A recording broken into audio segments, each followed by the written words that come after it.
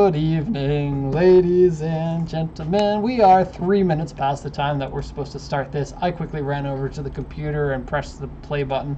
We're basically looking at nothing though. Because I wasn't ready. I was talking about cameras and then my brain just sucked right into, I don't care about anything except for cameras right now. And Mike's like, I don't care about cameras. What are you talking about? You're talking about things I'm disinterested in. You ever been that guy, Mike? Where you're like, see someone's eyes. This happens. This happens a lot with being a car guy. Is you talk about car things, and if the other person doesn't either is not catching what you're saying in terms of a technical level or doesn't care about cars, they're like, yes, stop. Good, yeah. It's so easy to fall into that when you're excited about something. Yeah. And that's what I did there, and then we missed the beginning of the live stream. So I'm just gonna take a few seconds to bring my stuff up here. Don't look. How do we do this? Let's get rid of that, and we could do a new Chrome window. This live stream is very special because we get Chrome and Firefox both used at the same time.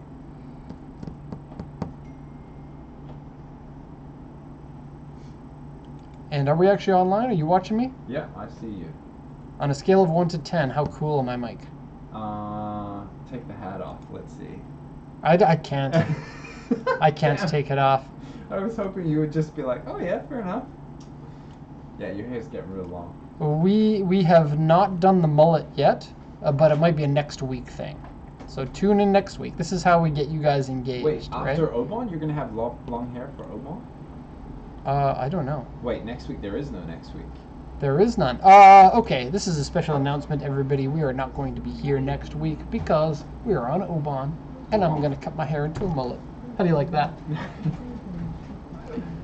I don't know what a proper fade is. What's a proper fade? Let's look that up. When it goes from like really short, or even like skin, like your beard, to like the hair gradually gets bigger. Is that a good explanation? Ayako, why is there look at beef the second consomme on picture. your desk? The world knows about it now. You thought you would be hungry, so how do you eat this? Just like rip it open and soup mix. and then pour the boiling water into your mouth. Yeah. Ah, making soup. Ayako, can you do me a favor and bring me some boiling water? I want to make soup. Seriously? No, In but your mouth? I did start boiling some water because I haven't drank any tea yet today, and I would love some green tea. Okay. Don't forget. I'll be there in 5 minutes. Thank you. 5 minutes? Mike, would you like to be the presenter? Sure. Of haircuts? All right. So apparently this is a fade, I guess. I don't know. I've been living in Japan for too long, isolating myself from people and keeping away from anyone who tries to speak with me. I got this new thing where when someone tries to speak with me, I tell them to be quiet and then I start speaking. Sounds great. I'm trying to become more of the stereotypical man. My level of mansplaining is peaked. Be quiet, let me mansplain to you. This one here is basically what I'm going to go for. Whoa. That's not true. I That can't. looks really weird. I don't think I can grow this much beard. 121 fresh combo over fade to replace your ... I don't know. Whenever you look up Google haircuts, and I think we've talked about this before, whenever you look up haircuts on Google, all you find is the most stylized ones because they're the only haircuts that people care about to post on the internet. Yeah. And so you don't find regular people. This one here might be as close to a regular person as I can find on here. And then a haircut like this, to me, kind of says something about the person. And that's not the type of person that I typically am, is someone who wants other people to view me as a highly stylized person. I don't know. Does that make sense, Mike? Yeah, I guess. Does to me. Here's what my hair looks like. I'll show you guys. It's terrible. There. Have a good look. Looks okay. There. Look, it's the part in the middle, Yeah. just like Nick. You're training it. Oh, you look like that guy from Nickelback. Look at this graph. The guy from Nickelback has curly hair, man. Oh. He has it parted in the middle, but it's curly and shoulder length. Oh, Mine's that's not right. that long yet. And he also has brown hair. And that guy from Nickelback, how dare you, Mike? How dare you? I don't know his name either. And yeah, it is an official BMW hat. You can see here. BMW driving experience. Yes, you may only get this hat if you work for BMW or you have a customer that works for BMW. Okay, so let's just bring up a quick car here. Let's have a look for a Kabuto.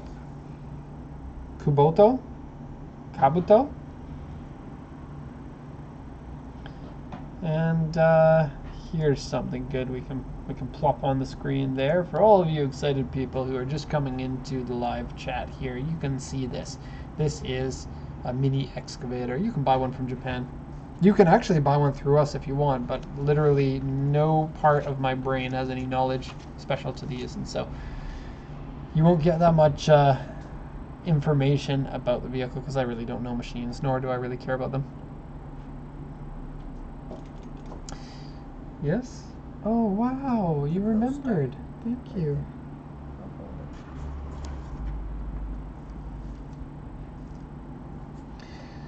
Okay, so I had an interesting weekend, interesting-ish weekend, starting on Friday. Maybe some of you people saw the video. We had an emergency trip down to Nagoya to try to save us $600. It ended up not saving us $600, but it was a fun video, so if you haven't checked that out, make sure that you check that one out. In fact, yes, Mr. Spicy, it is JDM as heck. And I love the way that you've censored yourself. That makes me very happy. In the video, the entire time, you can see me wearing the BMW hat. This is now my new thing.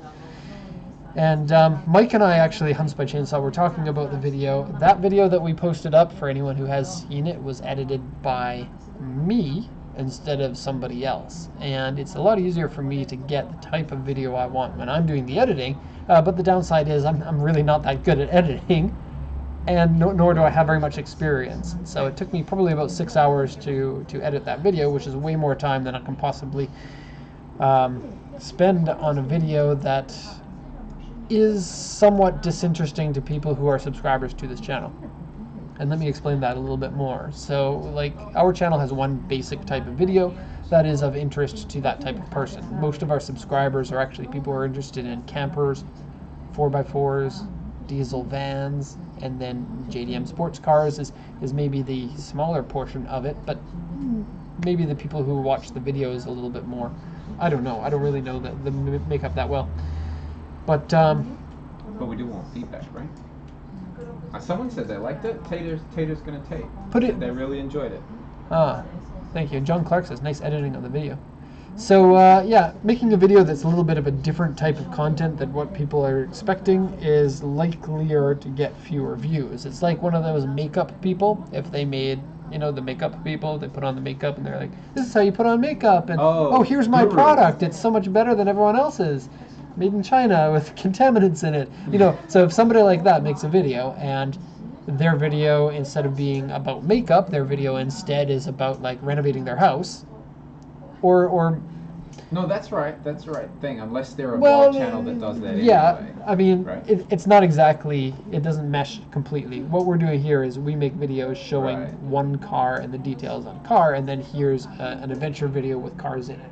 So it'd be like going to a beauty school for the day or something, or a factory that produces products. And yeah, that's probably the best. Or taking the makeup and then just like violently throwing it at people and being like, "There's your makeup.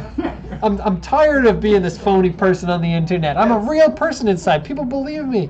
That's high gloss. Hope you like. Mike wasn't in the video. Unfortunately, we didn't get any Mike. Had we had Mike, it would have been a better video. I guarantee that.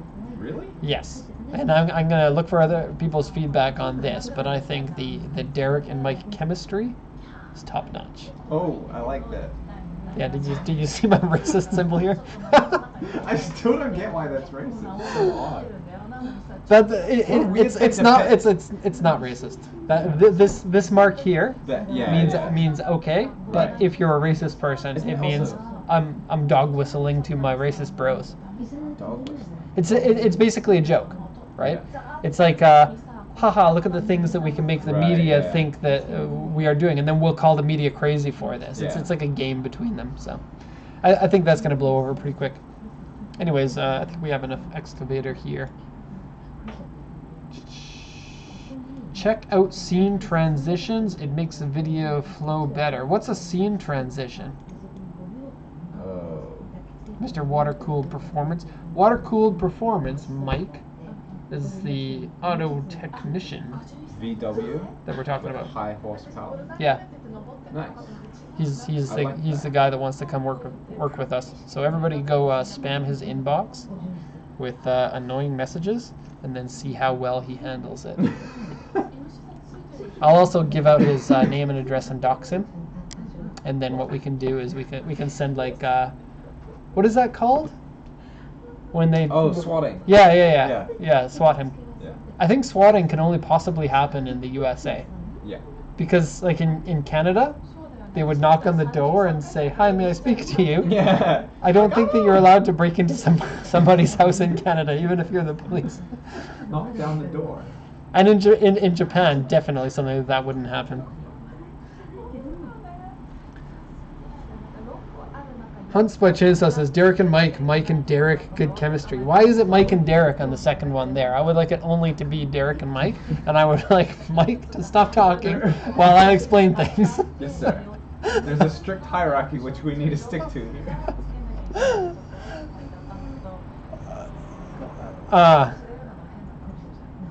I just want to go back to what a scene transition is. Where was that? I think I understand. Oh, instead of like a flat cut, it's like it fades or somehow. So my understanding, just based on the words, is that when you show some footage, right?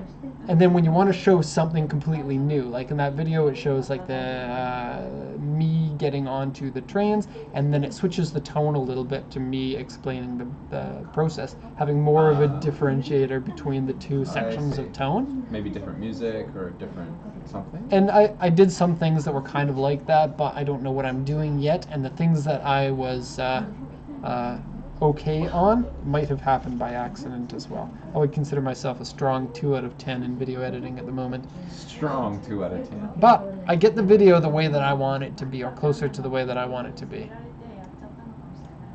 when I don't have to talk to people. Because that's one of my weak skills, is explaining, getting people to understand the way that I feel about things.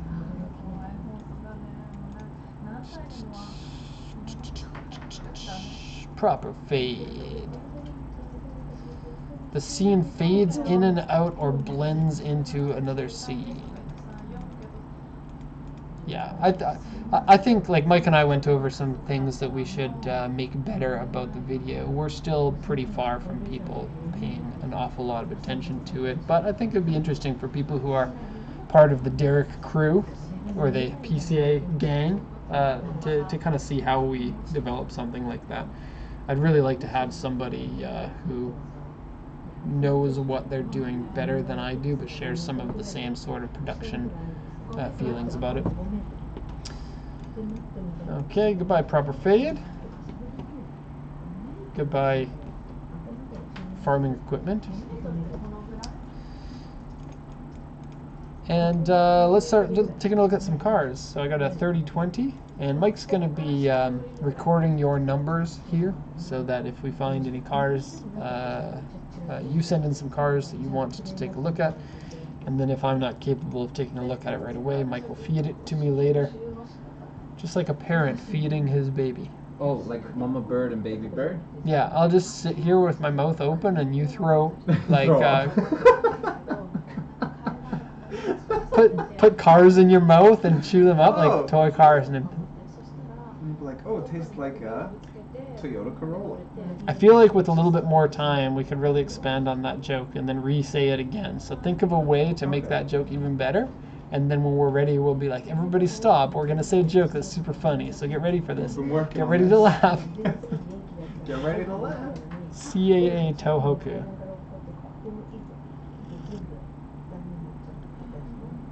This, everybody, is why we can't just do it based on the number. Look, there are 32 different cars that are 3020. And so sometimes when people send us emails, they're like, hey, I want to take a look at car number 80735. And then there are too many of them to take a look at. Chubu. And it'll be on the second page, it looks like.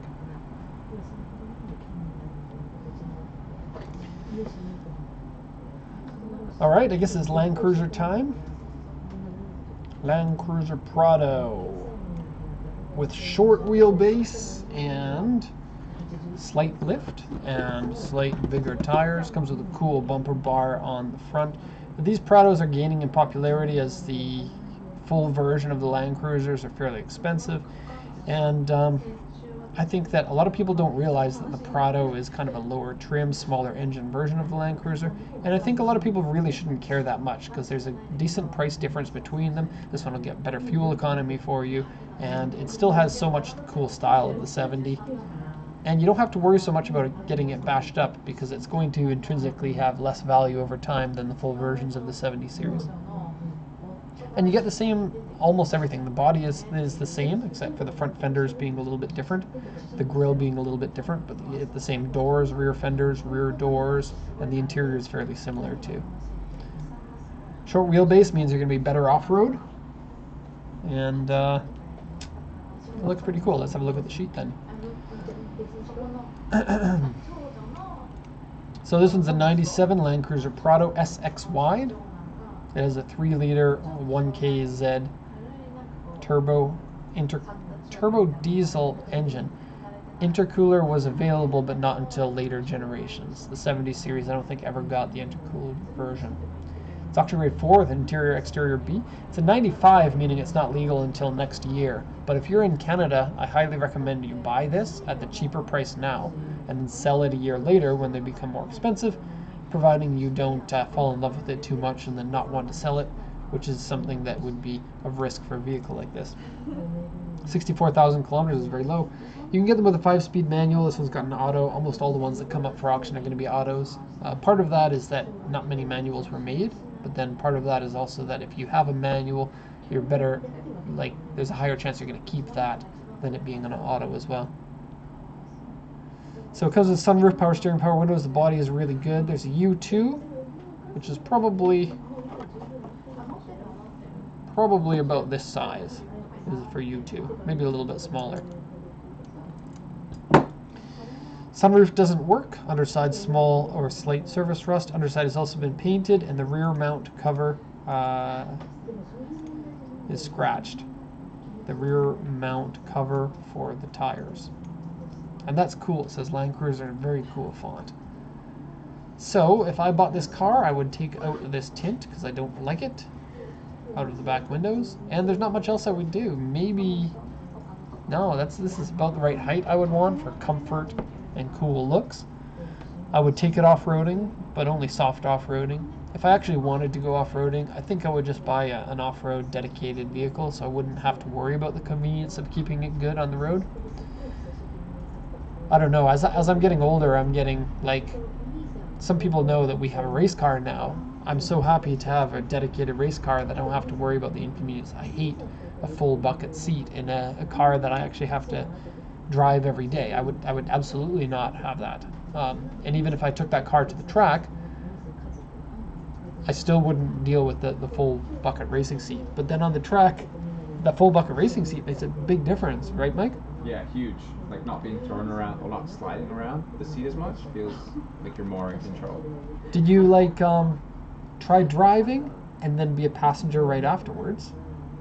I was, yeah, I think that's. Or did you do it the other way around? No, you were a passenger and then you drove after? I drove and then I was a passenger and I was like, oh man, I was Yeah. like hanging on. Big difference. Yeah. Like you don't feel exactly how good it is until you try without. Yeah, and especially on a track where you're like throwing the car around quite a lot. I think I ended up holding onto the bottom of the seat or something, just to like keep myself like planted in there because I was like, oh, I didn't want to affect Andrew's driving. I held the top of the windshield because it was like the open top, Yeah. which is spoilers, I guess, for some people. And they told me you can't do that. Your arms have to be inside. Oh, keep your hands and feet inside the vehicle at all times. It's a roller coaster. If you know what kind of race car that we have, don't tell anybody in the comments there. Some of you people that are in here already know what it is. So. And it's top secret. Yeah, we recorded like 7 or 10 videos depending on how I want to edit them, and part of the fun of the video is like teasing at the beginning. What kind of vehicle did we get? And if everybody knows, then it's not going to be a fun tease for anyone. It's a GTR. I think that would be fun to have a GTR track car, but a GTR track That's car, expensive. to me, I think is way above my skill level as a driver, and the car that we got, I think, is a good training car for someone getting just into racing, Yeah. which is, I think, what we're Yeah. doing now. Yeah. I have no, like, car guys always think that they're fast drivers, but like for quite some time I realized that my level of skill is much lower than what I would like it to be on a track. And Yeah. so, Certainly. and I for me think too. I think a lot of people just think, oh, I'm a car guy. I always think about heel and towing. I'm gonna be good on the track. I play video games, but yeah, it's not as easy as a lot of people think that it is. The theory and the practice are quite far apart, I thought. And I think like if you get into it in a fast car, that's going to be a recipe to destroy your car first and foremost. And fast cars are more expensive. Hey Mike, Yes. every time that Water Cooled Performance posts a comment in there, we're going to extra critique his posts. Okay? We're going to use this as something of a job interview for Super him. should have been capitalized. And BMW too. Ah, I think. BMW's an acronym, right? Right, is it? Wait. Yeah, but look, their capitals in the logo. What does BMW stand for? It's Bavarian Motor Works. Oh. Yeah, boy! Damn, Watch slap me with that knowledge.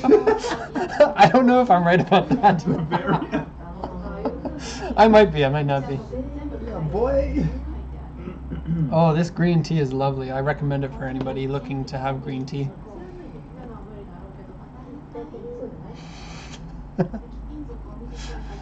Okay, you got more cars for me to look at? Oh, price for this one.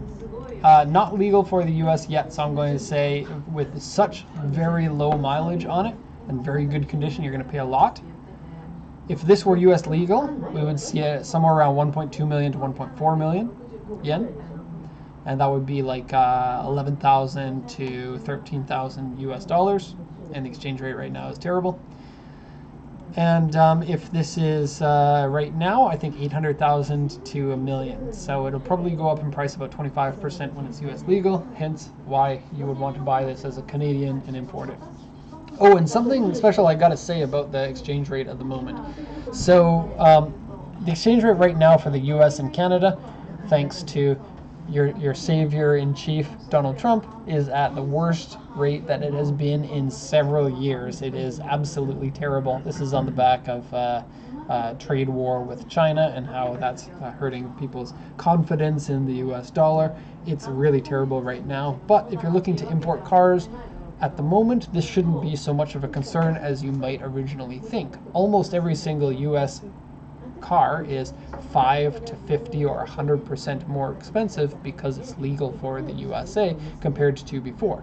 And then there's going to be a direct relation with the exchange rate to how high people in the US are willing to bid on cars.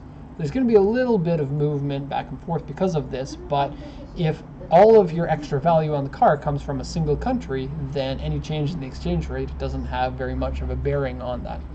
And so you can bid away at prices that you think are reasonable for a landed cost, and then you don't have to worry too much about the extra costs or slow down your purchases at the moment. And Nick Wolf, I'm not sure if you're being cynical there. This was not Trump bashing. This was me stating a fact about why the dollar is as weak as it is right now. And this is very easy for you to find out the information on. And so I can do Trump bashing when I'm off of the camera, but when I'm on camera, that's just a fact. That's just a fact. Oh, it looks like it's not Bavarian Motorworks. What is it? Well, I don't know. I'm not sure if this is right or not, but Bayerisch, that could be wrong too. Motoren Weg AG. That looks more German, so I'm inclined to believe it. But I did like Bavarian Motorworks. Bayerisch. Oh, Well, yeah. so Motoren Work is Motorworks in German, right? Right. And then, so what is this? The name of a city or something? I guess, yeah. could Ah, be the- Bavarian Motorworks is the English translation Ah. of Bayerisch Motorworks. But that doesn't make an awful lot of sense. Think about it this way. We don't have other language translations of our cities. Nobody Yeah. is like New York, and then like in like German, it's like a different word, Yeah, right? yeah. English is the only language that strangely does that. Yeah. Like China and Japan, we have different names in English than we do in. Yeah. Actually, English is probably not the only language that does that, but it's only those entitled languages that think they're better than everyone else that tends Yeah. to do that as much. And I can get it that some of them are like difficult to pronounce. In which case you can make an English word that is easier for you to read, but doesn't look like Bayerisch and Bavarian are that close in pronunciation. What do you think, Mike? I want to know from Ranin Po if he is German. Oh, even if not, like what German people would think about that. Maybe they wouldn't mind because it's common, or maybe they still think it's strange. Or maybe they picked the word Bavarian. True. Or maybe Japan picked the word Japan instead of Nippon. And Japan does it too, True. right? We call China Chugoku, which means middle country in Japanese. But China doesn't call themselves Chugoku, right? Yeah. And like Kankoku is Korea, and I don't think they call themselves Kankoku. That's a Japanese word. Right. So Japan is to blame too. Oh. Everybody's to blame. Everybody is Everybody's stupid, wrong. and everything sucks. Okay. Let me just get this straight here. This is going to be from now on until the end of this cast, me complaining about silly things. Let's go back to the cars. You got another car for me? Yeah, I got a JZX 100 KMAA 30134. And that is for I see people still talking about Trump in the chat. You guys need to shut up about that. let us mansplain to you instead. Yeah, the Subaru Impreza. Is that the one? No, black chaser at the top for Canada. I cannot find the person who was asking for it, but Okay, to whoever who sent this in, thank you for that. Knife Hand TV. Knife Hand TV? Seems like That is a rad name. yeah, that's like an attention getter. It's like, I want to know what this guy's about. Dark Corsair, you can speak Chinese? Chinese is probably one of the most difficult to pronounce when the words are changed into English. What is that called? Anglification? Is that a real word? Yeah, sounds good to me. Yes! tell my wife that I'm cool.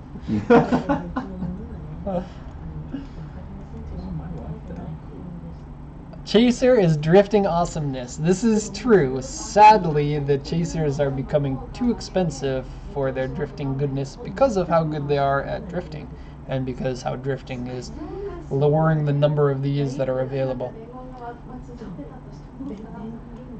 And so this being a 97, that would be the second year of production for this.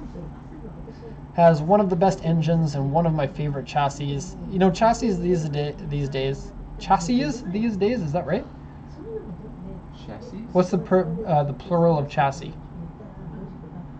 Chassis. I don't know. The chassis these days are getting very, very good compared to 90s cars. But bad chassis kind of add a little bit to a car too. And it's a little bit weird to think of it that way. In outright performance, stronger chassis will be better for you. But sometimes a car just gets it right with the way that the chassis flexes and then feels different. The 8.6 I think is a good example of this, because anyone who's driven one knows that they're quite floppy vehicles, but they still feel very fun to drive. And I feel like the Chaser is kind of in that. I think back in the 90s it would have had a fairly well-developed chassis compared to nowadays, but compared to a modern car, especially like BMW's Chassis King in my mind, I think that is very apparent if you go back-to-back drive one of these compared to a modern M3. Or even like a 3 Series. The 3 Series from like 2005? What was that, an E92 3 Series? That was a big jump in chassis development. You can feel it when you're driving the car. So yeah, the 1JZ engine, lovely and smooth engine and reliable and powerful, and if you want more you can get more power in your 1J. I don't recommend more than 400 horsepower in a 1J. Even that might be a little bit too much for me, Grandpa Bones. So color change to black, paint wave on basically all the panels because of the color change. Otherwise it doesn't look so bad, but the front bumper is misaligned and has some A3 scratches over here. Rear bumper is also misaligned. And so for me that would be a deal breaker if I was looking to resell the car, because a misaligned bumper would scare people into thinking it's been in an accident. Auction inspector says that it hasn't, but a misaligned bumper is one of those telling signs. Still has current registration, auction rate 3.5. Kakimoto exhaust, purchased from the user. Yes, I like Kakimoto exhaust. Do you? Very good. Very good. Very good. Racist! I am. Racist, Mike! No! Yeah, I don't know. There is no muffler company that I'm like, I think they make good mufflers, because I think that it's very difficult to get the appropriate sound consistent between cars. And so what a Kakimoto that sounds great on one car, Yeah. it would be very difficult for them to make a 10 out of 10 sound on a Skyline, and a 10 out of 10 on a Miata, and a 10 out of 10 on a CRX. But I think they would need to make the exhaust for the car, right? And it might not sound the same. And they do that, but I think that They're going for any R&D that you put into a muffler of an inline 6-cylinder doesn't necessarily transfer over to a 4-cylinder, and I think it would be an easy mistake to make to think that it does.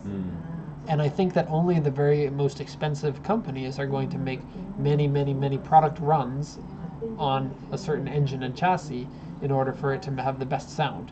Like I think like Kakimoto and Fujitsu and an HKS are going to make very good sounding ones for GTRs and Silvias, but if they make one for say like 11, it might not sound very good, or like an AE 111 or an AE 101, because less like they're expecting to sell fewer of those mufflers, so they can't spend as much time to make sure that the sound sounds good. Yeah. And so I think, anyways, getting back to what the point is of this, because I'm mansplaining here. Okay, we always have a point. I agree, though. Is that instead of falling in love with one muffler company, instead listen to several different exhausts on the car that you have before you make a decision in that. Yeah. Yeah, I think for that example, I think HKS is really good for Skylines. Whereas I heard a Kakimoto exhaust on an NSX, and I think that sounded amazing. Oh, the NSX just sounds so good. Even with stock exhaust, it sounds good. NSX race car. Oh. That would be so horrific. Yeah, we gotta upgrade to an NSX eventually. But an NSX race car is weird. They're capable on the track, but there's so many other cars that are more capable than them in the same price range. But then you don't see NSXs on the track anymore. Yeah. And so when you see one on the track, it's going to garner a lot of attention compared to something else that would be of equal performance for less money. Yeah. Yeah, it's not as special. I was watching the, Autocar review of the McLarens, the F1, the P1, and the Senna. Yep. And he was like, the McLaren F1 feels like the best one to drive. Really? Like, even though it's like 30 years old. Yeah, in terms of fun. He was like, it feels like throttle response. He went into a lot about throttle response and... You said it was Autocar? Autocar, yeah. I said they did the first review of the McLaren F1 back when it was released or something. And they did... He said that running today, like, which are unusable, or that are being used, there's only like 3 to 5. That's what McLaren estimates. Really? They only produce 64 of them or something. And like 3 or 4 of them are being used, And and the the rest ones are are just- just museum pieces. Yeah. Collections and things like that. So. Yeah, It was interesting. I can see both sides of the don't drive a car argument when it comes to a car like the McLaren F1. Yeah. I can see both sides, especially when you buy the car for $2 million Yeah. and then it'll be worth $5 million in 10 years. But if you drive it, you have a chance to crash the car or to damage the engine, Yeah. and an engine rebuild $700,000. Yeah. So Which one do you pick? I don't know. When people are like, "You just got to Actually- drive the car," that's so stupid. You're saying that because you've never been in that position. And there are people who have been in that position where they can afford multi-million-dollar cars, and then they can answer that question. But almost everybody who's answering that question, like, they should just be driving them. Yeah, you haven't been in that position, and you don't know what it's like until you've been in that position. Yeah. And if you're going to get to the I can afford $1 million cars, you probably also afford tens of $1 million houses. And if Yeah. how do you get to be that type of person with that much money? Usually not by doing things like Yeah, squandering. screwing your chance of, Yeah. of gaining money. You Yeah. will see things as an investment more than the average person. That's probably to go full circle back to the NSX. Why people are like, "Cool, that's an NSX on the track," but the proportion of people that are willing to take their NSX on the track and risk crashing it or lowering the value or anything is much smaller than people who would get the same performance out of a cheap car. Like what people said at the track. Oh, I can't say that, otherwise it would say the name of the car. I saw. I went to a track like a couple of years ago and saw a BMW 8 Series there. That's the kind of car that you want to use instead of the NSX if you want to Yeah. get that attention, because nobody in their right mind takes an 8 Series to a track. That's like asking for being slower than everyone else. But like, you do it because you want people to appreciate you taking something else that's different, and the 8 Series, the old one, is not going to be NSX yeah. valuable Yeah, that's ever. true. But still a cool car to take. Yeah, 8.6's Meteora. Is that how you say it? Meteora? 8.6's are still very popular on the tracks here. If you go to a track day, you'll always see some of them. And 840s are amazing. Just not your typical track car. That's the only one I have ever seen on the track was that guy's, so I had to go talk to him. Anyways, this Chaser. Let's have a look at what value. So a color change will lower the value here. The repaint, not being paint wavy, is going to be off-putting. Misaligned front and rear bumpers. Let's see, dashboard is warped. That's pretty common on these. You'll see them warp right here where the dashboard meets the windshield. I'm not interested in these wheels. They would absolutely have to go if this was my car. And the Chaser is such an easy car to get good-looking wheels for. It's the type of car, or the shape of car, where wheels will make a big difference, even if you keep the body stock. And speaking about cars that people in the chat have, I think that the Volkswagen Corrado is another one of those cars. I think body kits on that don't necessarily look that good, but changing the wheels can alter the appearance very well, and they can suit a wide range of different types of wheels. Airbag lamp is on, seat is saggy, headlights are cloudy, aftermarket wheels, and underside has surface rust. The condition doesn't look bad, the mileage is low, but the repaint and the bumpers are probably the biggest concern here. I'd say you're probably looking to pay, what would you say, Mike? I got my number in mind. 900 to 1.1 probably with the repaint. My number's between there. Yeah. I was going to say 950 for this one. And so that's like $8,200 US dollars at the moment. But this one's not US legal, and they didn't make these until '96, which is still another 2 years for you guys to wait. And they're going to be a popular car when they're legal there, because you know, the Silvia, back when I was just getting into cars like 15 years ago, 20 years ago, the Silvia was the hot JDM unobtainium car, and everybody was talking about the Silvia back then. And I feel like the Chaser has kind of gone that way because of its popularity in drifting. Yeah, Has really opened the name of that car. Chaser, Mark II, Cresta. Cresta a little bit less, but Chaser, the Mark II, JZX 100s. And they're awesome. Yeah. They sound so good. And they feel so good to drive. They just Yeah. got so many things right on this car because Toyota was really in their stride during this time.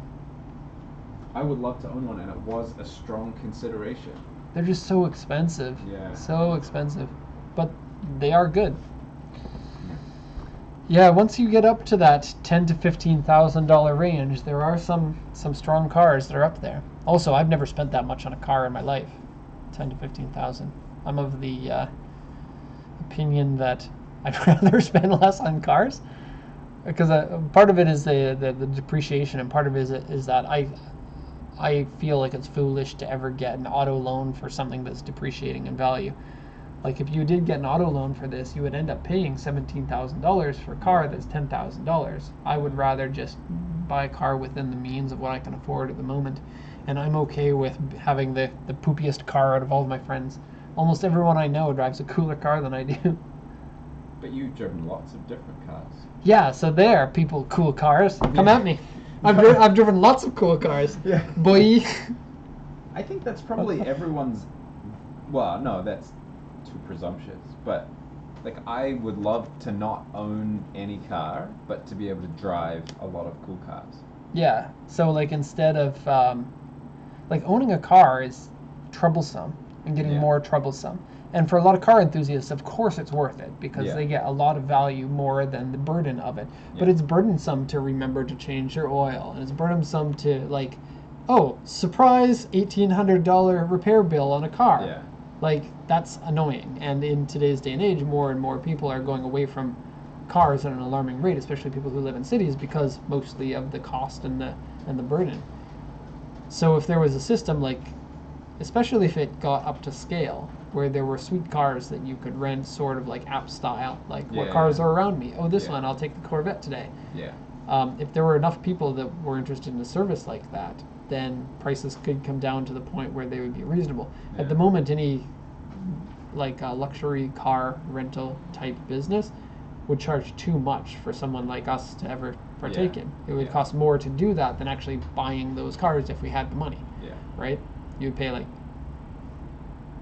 because it would have to, for it to be a business, it would have to be able to make the money more than Right. the actual cost of the car. Yeah. And then insurance as well is extreme. Yeah, because people would drive, if the car weren't theirs, they'd drive the car like it wasn't theirs, Right. Yeah. right? I looked into hiring a Lamborghini Aventador to drive on the Autobahn in Germany. They want a deposit of $10,000 Cash. Like a credit card is okay or no? cash. They're like, if like to do this, $10,000 upfront, and then I think that's the insurance premium or something. And then I don't even remember what the rate was because I was like, whoa, okay, fair enough. Like, maybe Wow. people in Germany can tell us if it's like if other companies do it. But I thought like if you could do Man, I want to drive the Nürburgring. I want to go Right, to that's what I Germany and wanted. drive it. I want to go on a company visit, and Naoko can help us because she can speak German. that would be. I'm not cool. joking about that. Naoko knows how to speak German. She lived there. Naoko is And then we can meet amazing our bros at BMW. Here, this is a sponsored video. Everybody, please BMW sponsor us to go to Germany to go drive in the Nürburgring. I wear your hat every day, and people know me. They look at me and they're like, "That's Derek." People know me. That's Derek. He's wearing a BMW hat. I'll buy a BMW now. It's that easy, and that's why we are of such value. that's Look, the we got pull that you 33 have. people in the chat right now. That's 33 people looking to buy a BMW right now. I bet you if you went and looked at the stats on the BMW webpage, you'd have 33 more people. Boom, just like that. That's easy money, BMW. Easy money. How much does it cost for plane tickets for the three of us? I don't know. Since Ayako's not in the office right now, we just won't tell her about it. Surprise! You can't come today. You're on your own. We're Yeah. in Germany. What? Sorry, the reception here is bad. Is that German people I hear in the background? No, I'm watching TV. What are you watching in German?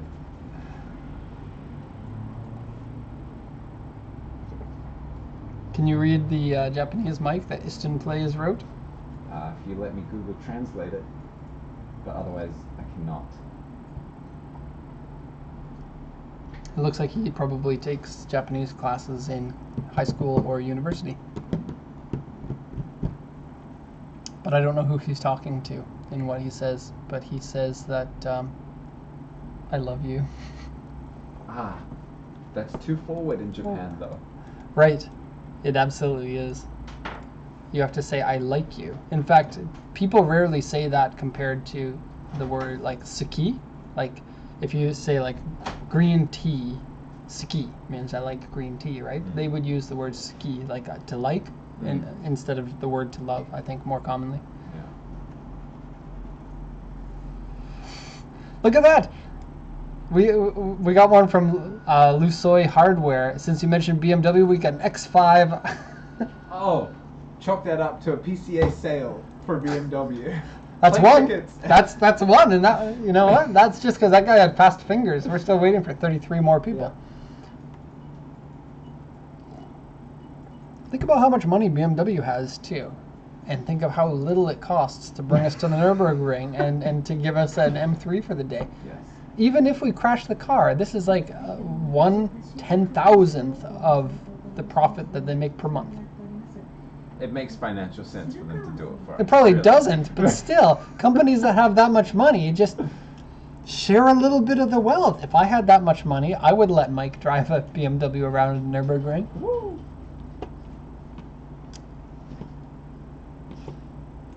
Okay, let's not get distracted. We've looked at 2 cars and the entire. We haven't answered a single question about the business that we do.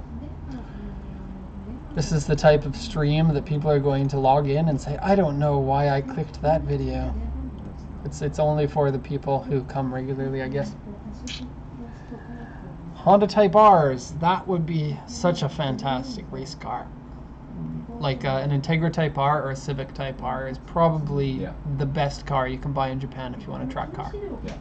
Because They're track not too expensive.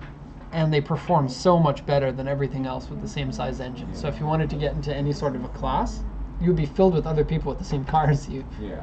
But still, very capable car, very reliable, very easy to drive compared to other cars, I think. Yeah. And front wheel drive did very well on Mobara. Front-wheel drive cars are fast. That's just the fact of life. Front-wheel drive cars are super fast on tracks. And a 4-door Type R, I agree, from Dark Corsair. The 4-door is just enough of a weirdness on the car in order for it to be very cool, because the US only got the 2 doors. And although the 2-door I think looks cooler than the 4-door, I think the 4-door just being that extra bit different is worth it. And the B18C is a good engine, but the Type R engine is just so good. And if you're looking for the best engine, you can probably get just as much power out of a GSR engine than you can out of a Type R engine, but I feel like if I had that, I would always be like, I wanted the Type R. Yeah. I should have got the Type R. You know, it was only $1,000 more. Yeah. And then I could be like, I have the top. Yeah. I don't have to always be wondering if the top would have been better. Yeah. No, I agree. You know what? Someone's going to take that clip and put it on a contest. I love being the top. Being at the top. Yeah. Let the memes roll. That's it's the no PR is bad PR, right? Yeah. Everyone's gonna post videos of us doing yeah. Let's just stop talking about that for a sec. Anyways. Oh, there. Austin said every school in the student racing class I raced in has a Type R. Every single school. Probably because of the reliability. If you're Probably buying it because for- the schools have so much money. The and good schools taste. are like, we got all this money. Let's throw money at something. Type R. And everyone's like, whoa, sweet.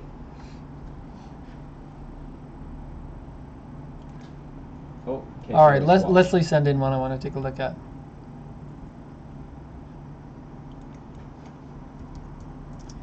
Yeah, and I'm sorry, somebody says something about K-Swap. K-Swap the world. Yeah. I would love some K-Swap action in my city. If only I knew how to make, do an engine swap. I have no idea. That could be That could be a Water-cooled disaster performance. waiting to happen. could be water cool performance interview.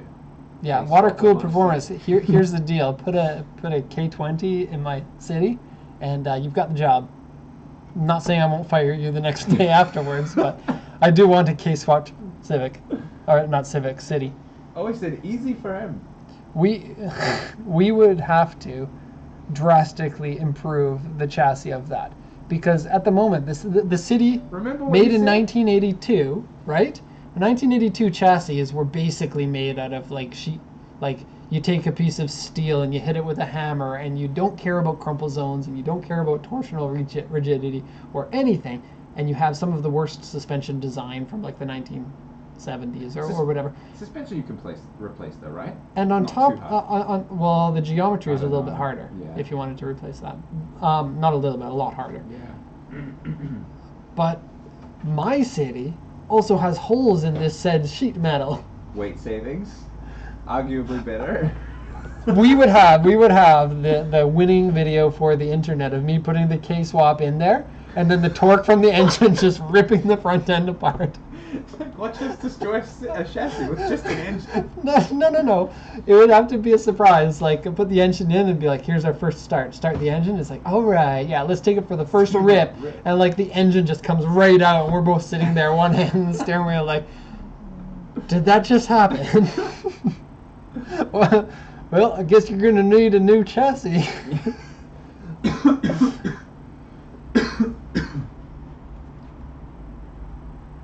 Oh, I'm liking the things that Water Cool Performance is saying. He's Yeah, making this dream yeah, a but there are reality. also some people who say things. He's not one of them. He Have you backs been this reading like I told you to? up. No. In fact, save everything he's ever said, and we'll put it into a spreadsheet, and then we'll nitpick it. Create a resume for him.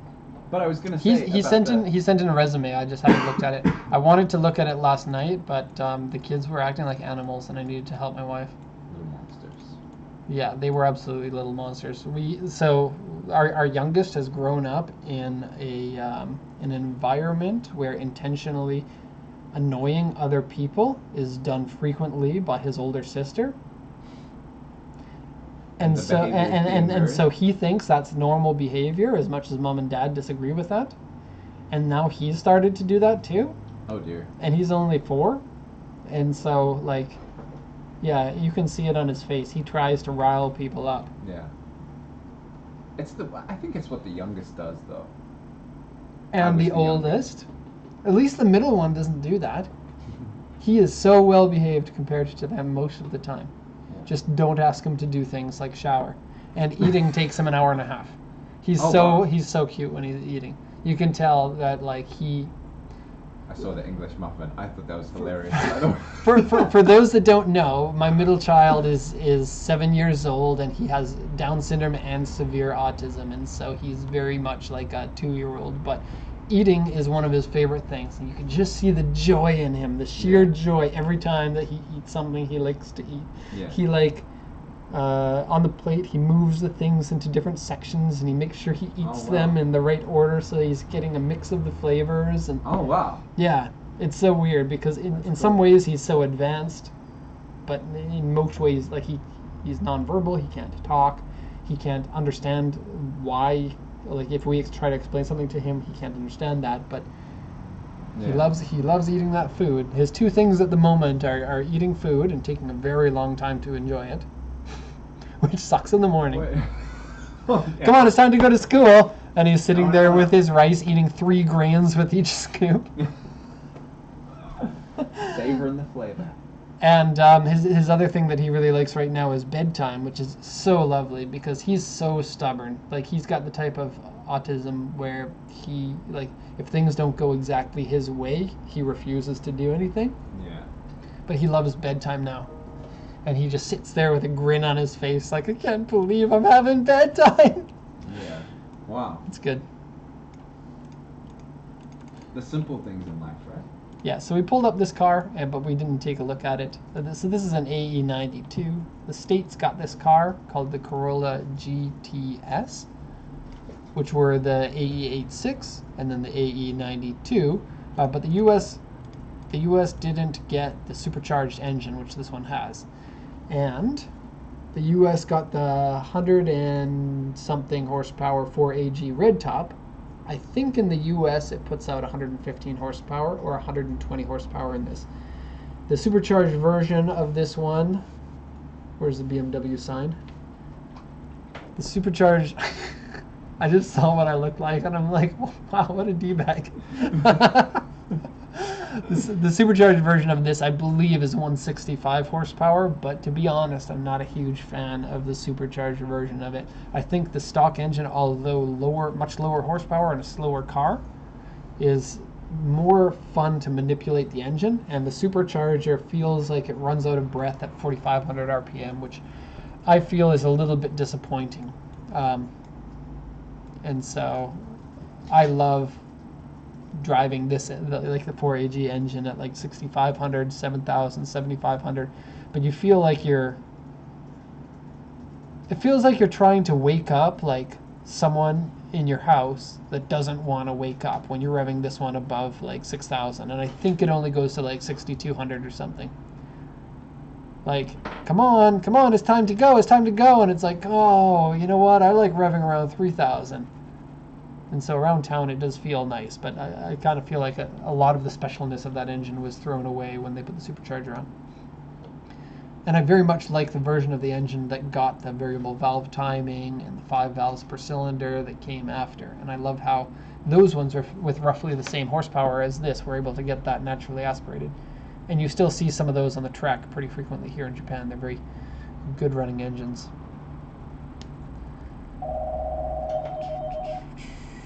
Can I hit you with a question? Shoot. Meteor said, is this the best Q&A to join into out of all of them? Because I have a feeling there wasn't a lot of Q&A. Oh, my feelings hurt now. I can't breathe. Oh, heart attack is hitting me. Ugh.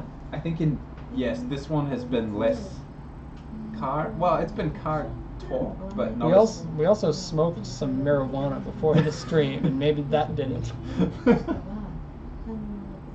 This is so far from the truth that like people might be like, really? If you smoke marijuana in Japan, you would get deported. Yeah, for sure.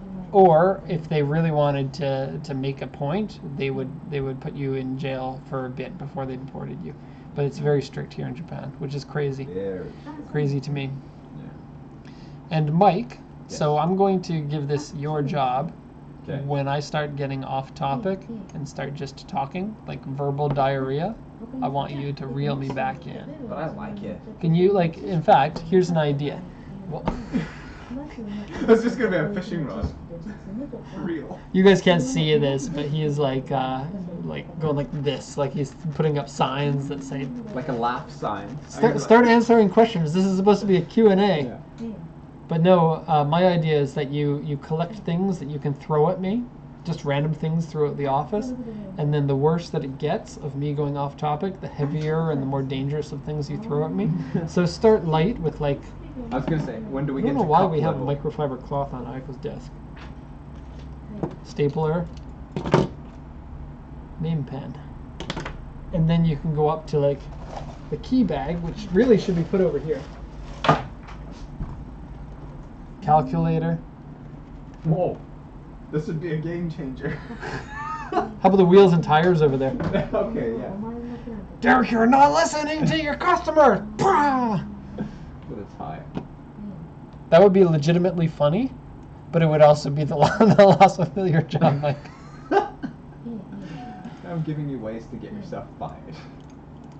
That's true. They made a version of the 8.6 that was badged Chevy. Really? Yeah, so you can get an American version of the 8.6 in What the was States. it called? This person said Chevy Nova, right? That was the 8.6, the Chevy Nova? No, the Chevy Nova was a cool kind of pony car with an inline 6, but then it turned into the Corolla.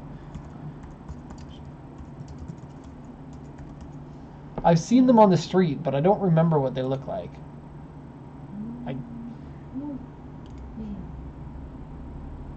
That one's the Corolla. They look similar, but they're not the exact same.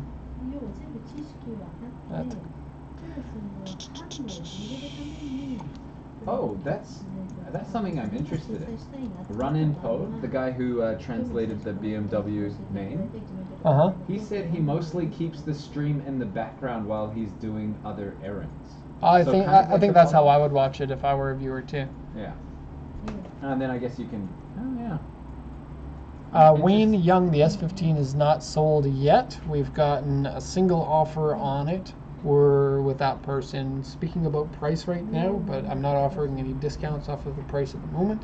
And we're hoping to have that listed on Japanese sites soon, because I feel like at the current exchange rate, people in Japan are willing to pay a higher price for it. And the S15s are very valuable in the States compared to how they are in other countries.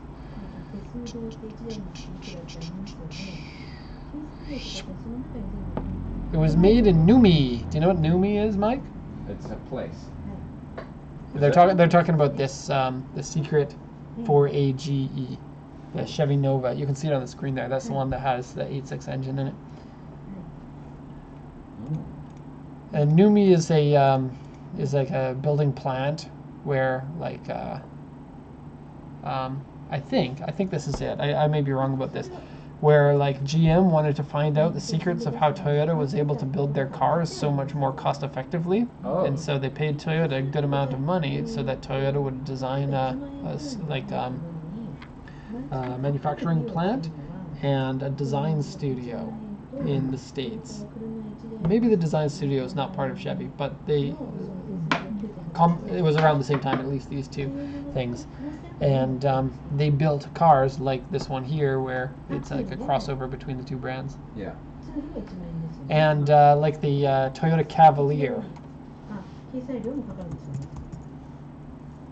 I don't even know how to spell Cavalier. You know about the Chevy Cavalier, right? Like one of the world's most god-awful cars. I think you I don't mentioned it don't before, yeah. believe that this car was made in the same plant, but the Cavalier was, I think, part of the same deal was that Toyota could get some of GM cars to sell in Japan, and so they took the Cavalier, kept the same name, and then marketed it as a Toyota here in Japan, and like nobody bought it. They're These like, "What are cars you are doing?" legitimately the most armpit cars of all, because this was when like US manufacturers make good cars now, but back then Yeah. they made such terrible cars. And I've put a decent amount of thought into it, because like when I was growing up in Canada, people in Canada did this, but I'm sure people in the States did it even more, is they would say it's unpatriotic to buy a Japanese car because you're ruining the economy here by throwing all of your money to another country. Yeah. And people would get legitimately mad at you for driving an import Wow. compared to, you know, a Ford or a Chevy or a Dodge. And if it was bad in Canada, I know it would be even worse in the States, because Yeah. those cars are American cars. It doesn't make sense for Canadians to be concerned about that much, but they were. I guess maybe like American media would bleed over into Canada a little bit, and so the media, you know, Yeah. tells you what to get mad at, and the idiots will get mad at it or something. But the reason why cars like these were so bad is because people weren't buying the car that was in their best interest. Instead, they were buying whatever car that was from an American manufacturer, no matter what the car was like. They didn't even look at Japanese cars to find out that for 30 years they were making way better cars. They would just get it because it's American, and I have to get American or people will poke fun at me. And the reason why the cars were bad is because there was really never any push to spend an awful lot of money on R&D, because people will buy our cars no matter what. And then that made their cars bad. And we're still kind of dealing with that. A lot of people won't touch American cars because they still think that they're bad. But in general, I would say American cars are on the same level as most other manufacturers. Everyone's in a very, you know, a very tight level for how reliable the cars are, how well they're engineered, and how well they perform, and the fuel economy. But back then there was a huge difference. And if you ever got a chance to drive one of these, you would be like, what were they thinking? This car feels like a 1960s car in a beautiful wrapper. And that's even arguable if this is a beautiful wrapper.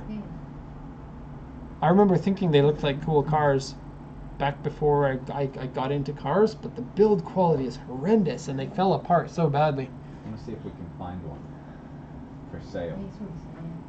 A Cavalier? Yeah. They're like $200 now. They're not on the list. Oh, a Toyota Cavalier on the auction tool? Yeah, they only come up very rarely. Excuse me. This is funny. But not that funny. I'm going to have to close off the live chat. Wayne Young, that's happening right now. Koreans are boycotting Japanese product. Koreans and Japanese fight a lot about things because there's some bitter rivalry in the past between the two countries. And so, yeah, Japanese people do the same thing as Korean people do to Japanese people.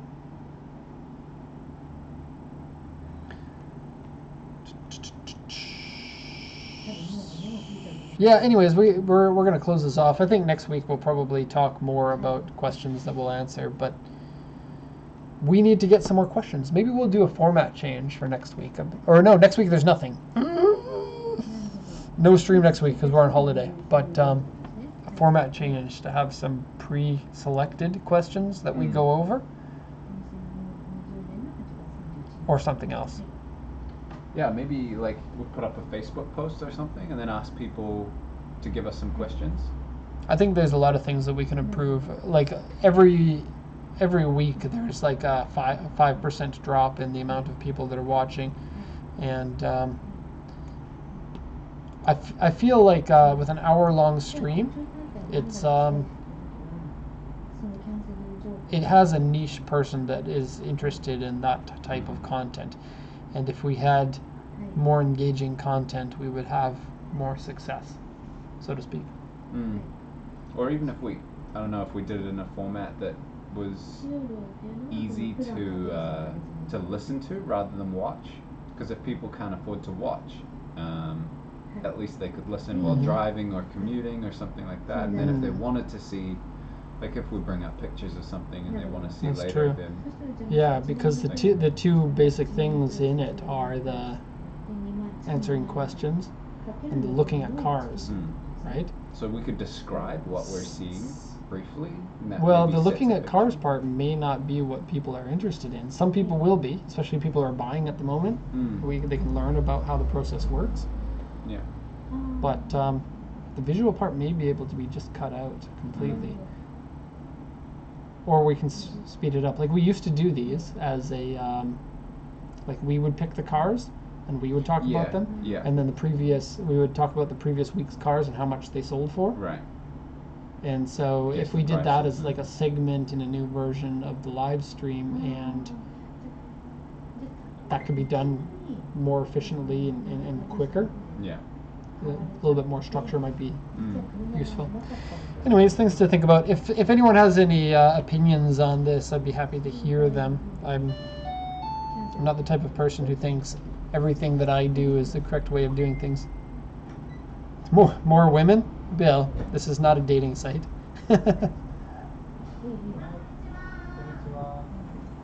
Meteora, about the microphone. I'm curious to pick your brain on this, and maybe the other people that are watching right now. I'll go a little bit over to do this. At the moment, we use a webcam that has the microphone in it, and it's a Logic Cool webcam. I think it's fairly decent, but this all-in-one kind of package, you usually don't get an awfully good microphone, and I never watch it, so I don't know what the audio quality sounds like, but it does annoy me that I'm on the camera and the microphones are pointing towards me, and then Mike gets no microphone and he gets no camera. And so to me, I feel like we could definitely improve by having a 2-camera setup. It would be kind of cool to be able to bounce between the people too. So then, like, if you're saying something, we can do like a click on the here, and then the camera will move over to you. It's pretty easy to do in the OBS system here, but the downside is someone will have to be paying attention to that. Yeah. And if it's one of us that is on the camera at the same time and paying attention, then that could be a little bit awkward. Yeah. And if we had somebody just watching, like I've seen, like the H3 podcast, they do the same kind of thing on their live shows, but it's somebody off screen who is just controlling everything. Right. Yeah, they've got like a third person to manage the output. They have 5 people that do it. The 2 presenters, and then they have 3 background people, but they're also they got the money because they have ads, and we'll never have ads because this is an ad for us. Yeah. This is the ad. And we only have 5 people that work for us. Yeah, So, that's a whole company-wide thing. yeah, a mic for Mike, I think, is the big one, though. And also, I would like myself to kind of shut them up a little bit more. I don't think so. I want more of bounce between people Oh, right. than me being the presenter and you being the background. I see. So I think that would be more engaging. And after a video like this, I just feel so tired because I don't like talking that much. And you have to talk a lot for these.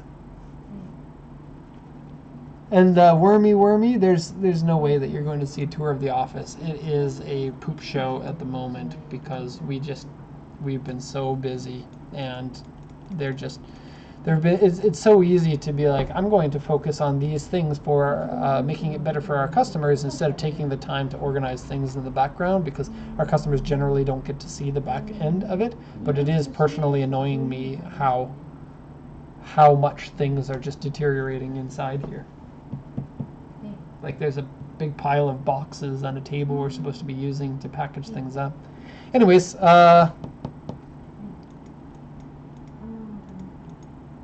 Mike's webcam. I would like to have like more of a studio type thing where we have a table and like maybe the same camera is pointing at both of us. That's what I was thinking. Like instead And then of we having have a switch. laptop. Like I have a laptop and you have a laptop, so that we can look at different things, and then we can like press a button and then put that onto the stream. If it's like, hey, take a look at this. Here's some pictures of Mike with a fade haircut. Oh yeah. I And you need can a put yours haircut. up. But I really like the idea of having like a wall behind you and having a table that you can sit at, and maybe something in the background to make it look a little bit more professional. Yeah. Maybe have some like sound deadening material so that the other sound of the office goes away.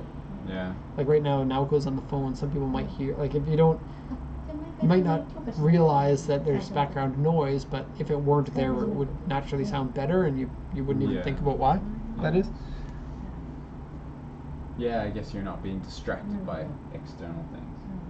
Yeah, Hunts by Chainsaw, two mics, one camera. A good mic makes a huge difference. And Rain in Post is a podcast for Derek. I don't think that would work. For one, a podcast is everybody has a podcast now. Everybody does, and so it's really difficult to stand out there. And then, like, I feel like if I did a podcast, I would have to make it at a certain level, and that might give me stress and pull my attention away from other things that I want to put that attention into. And it's the longest stream ever, Bill, because we're at 31 people watching now, which usually when we say we're finished now, that just goes and everybody leaves. I'm trying to hold on to whatever friends that I have left. Stick around. Yeah, we just need a whole bunch of people around us to laugh at my jokes. Yeah. Because when you're not here, it's so not fun for me. You're like, I'm pretty sure that was funny. No one laughed. What the hell? Because you can't hear people laughing. We need like Yeah. a laugh track, like a completely fake one. Yeah. Or you know that you know that meme of the one guy who like says the burn and then everyone's like, oh. Oh yeah, that. Yeah, We need that. those guys to come Yeah. over here. We'll pay for them all to come to Japan, and they'll just be standing behind me doing nothing. Yeah. And then when I say something, they'll be like, oh, even if it's not cool. Yeah. All right. We got to get back to work, Mike. Mike, Yes. you're just slacking off. What are you doing? I'm Just trying watching to- a live stream the entire time that we're supposed to be working? I just missed so many questions. I was just trying to see if there's anything that we really need to, and get ideas that people were suggesting for the live stream. You need some hotkeys? Meteora says you need some hotkeys. Yeah, better microphone. A surround Have us frame? send That's you an cards interesting one. before? Have what? Someone said get people to send in cards before. Yeah, So we we know. used to do that. We used to do that. And it's on Facebook. We don't have a very big Facebook audience compared to our YouTube audience. So I'm wondering if there's a way to maybe leverage the YouTube audience into that instead of Facebook. It seems like people are leaving Facebook, and it seems like people have lower attention spans for something like that. Like to grab somebody on Facebook who's ready to go watch a live stream is a limited type of viewer. Like if people are on YouTube, they're ready to sit down and watch stuff, compared to if they're on Facebook, they might just be scrolling through and checking. Yeah. And so that type of person might not be interested in going over to the YouTube and watching something.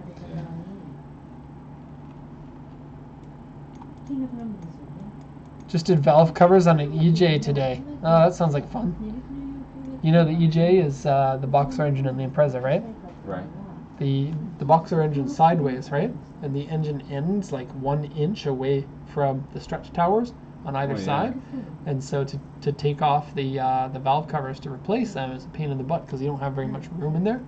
And especially if it's a Legacy, because for the Legacy they have the coil unplugged, so you get less room in there even. Not fun. Dear. And the valve covers, you got 4 of them because 2 here and 2 here. Oh. So instead of just doing your simple, Yeah, I didn't think about and that. they leak a lot for some reason. They're very weak with their valve cover leaking, Mm. and then they burn and drip onto the turbos.